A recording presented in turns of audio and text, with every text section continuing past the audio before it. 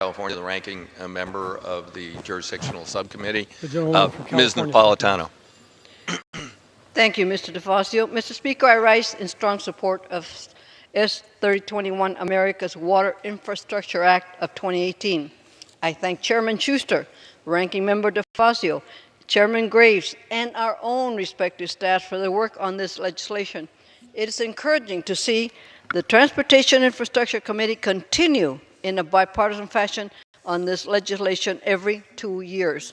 The bill authorizes Army Corps of Engineers feasibility studies, chief's reports, in Section 7001 water resources projects across the country for a diverse array of purposes, including flood damage reduction, ecosystem restoration, water supply, navigation, and other things. The bill also includes important provisions that both the House and the Senate have worked on to improve EPA water programs. I am pleased to have co-authored several of these provisions that will assist communities experiencing stormwater challenges and drought with additional water supply and water treatment options. Section 4106 authorizes $450 million in grants to cities over the next 2 years to plan, design, and construct stormwater, water recycling, and sewer overflow projects. This is incredibly important in my area in Los Angeles, which is addressing a new MS4 stormwater permitting and is implementing water recycling projects as a way to address long-term drought and climate change. Section 1164 requires the courts to work with local governments on an integrated water resources planning to incorporate locally developed plans for stormwater management, water quality improvement, and water recycling in core projects.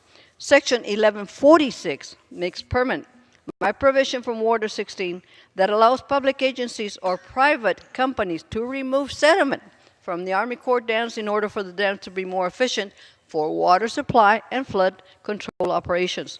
This is a particular problem of sediment buildup in several of our dams, including Santa Fe and San Gabriel in my region.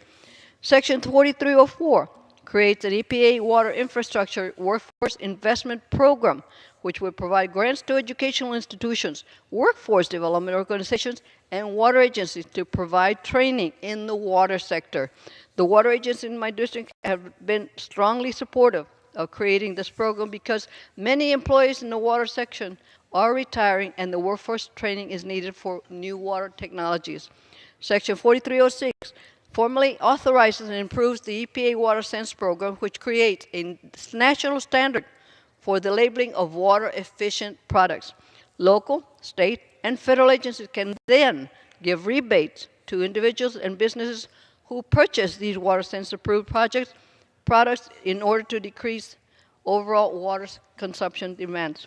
Section 1222 requires the Corps to assess forecast-informed operations and water control manuals to ensure that dams are being used effectively to maximize local water supply. Some are over 40 years old. Gentleman's time has expired. 10 more seconds. I yield the gentlelady an additional 30 seconds. Thank you. I am confident that this bill, if enacted, will provide drought-prone regions like mine with the tools necessary to increase water supply through water recycling and capturing and treating stormwater. I want to thank my constituent water agencies for their input throughout the process, including the Upper San Gabriel Valley Municipal Water District, Three Valley Municipal Water District, San Gabriel Valley Municipal Water District, San Gabriel Valley Water Masters, Los Angeles County Department of Public Works, and my local Corps leadership, General Hemlinger, Colonel Gibbs, and David Van Dorp. I ask all my colleagues to support this bill, and I yield back.